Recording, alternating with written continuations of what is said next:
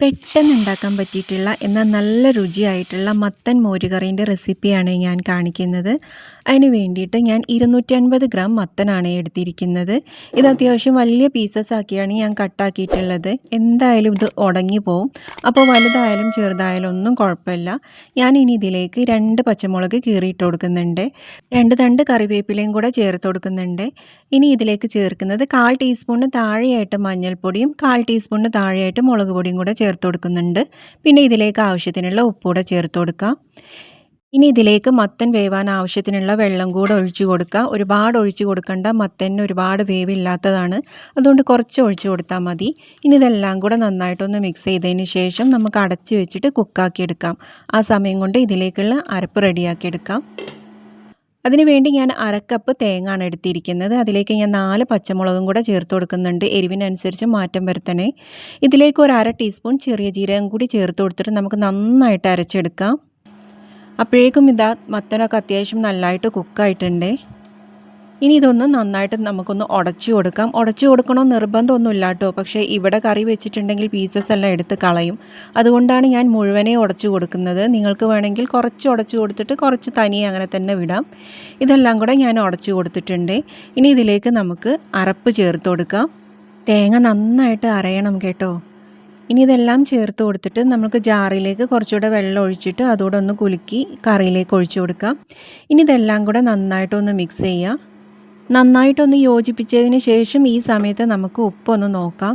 കാരണം ഉപ്പൊക്കെ ലേശം കുറഞ്ഞിട്ടുണ്ടാവും. എന്തായാലും ഉപ്പൊന്ന് ഈ സമയത്ത് നോക്കിയിട്ട് ആവശ്യത്തിന് ഉപ്പിട്ട് കൊടുക്കാം.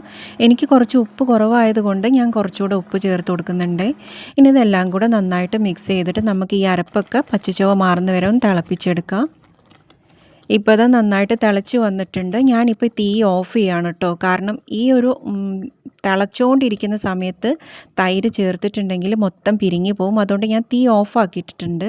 ഞാൻ 1/2 കപ്പ് തൈരിലേക്ക് 1/4 കപ്പ് വെള്ളം കൂടെ ഒഴിച്ചിട്ട് നന്നായിട്ട് അടിച്ചെടുത്തിട്ടുള്ള മോരാണ് ഇത്. ഞാൻ ഇതിലേക്ക് ഒഴിച്ചു കൊടുത്തിട്ടുണ്ട്. ഇനി എല്ലാം കൂടെ നന്നായിട്ട് മിക്സ് ചെയ്ത് കൊടുക്കാം.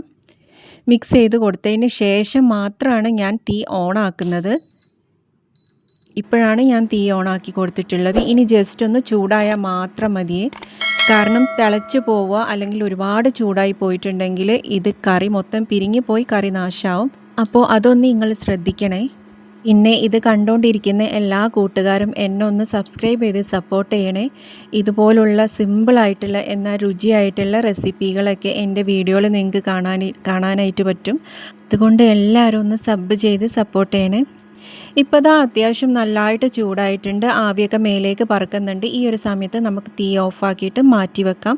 ഇതിലേക്ക് ഇനി കാച്ചി ഒഴിക്കാം. അതിന് വേണ്ടിയിട്ട് ഞാനൊരു പാനിലേക്ക് 2 ടേബിൾ സ്പൂൺ വെളിച്ചെണ്ണ ഒഴിച്ചു കൊടുത്തിട്ടുണ്ട്. അതൊന്ന് ചൂടായിട്ട് വരുമ്പോൾ 1/2 ടീസ്പൂൺ കടുകിട്ട് പൊട്ടിക്കുക. 1/4 ടീസ്പൂൺ ഉലുവയും കൂടെ ചേർത്ത് കൊടുക്കാം. ഇനി ഇതിലേക്ക് കുറച്ച് വറ്റൽമുളകും കൂടെ ചേർത്ത് കൊടുക്കാം. കുറച്ച് കറിവേപ്പിലയും കൂടെ ചേർത്ത് കൊടുക്കാം. എന്നിട്ട് ഇത് നന്നായിട്ടൊന്ന് മൂപ്പിച്ചെടുക്കാം. ഇതൊന്ന് മൂത്തിട്ട് വരുമ്പോൾ നമുക്ക് തീ ഓഫാക്കിയതിന് ശേഷം 1/4 ടീസ്പൂൺ മഞ്ഞൾപ്പൊടിയും 1/4 ടീസ്പൂൺ മുളക് പൊടിയും ചേർത്ത് കൊടുക്കുക. ഇതെല്ലാം കൂടെ നന്നായിട്ടൊന്ന് മിക്സ് ചെയ്യുക. ഇതൊരു കളറിന് വേണ്ടിയിട്ടാട്ടോ ചേർത്ത് കൊടുക്കുന്നത്. ഇനി നമുക്ക് നമ്മുടെ കറിയിലേക്ക് ഒഴിച്ചു കൊടുക്കാം. അപ്പോൾ അത് ഇത്രയേ ഉള്ളൂ കറി. വളരെ സിമ്പിളായിട്ട് ചെയ്തെടുക്കാൻ പറ്റിയിട്ടുള്ള എന്നാൽ നല്ല രുചിയായിട്ടുള്ള കറിയാണ് മത്തൻ മോര് കറി.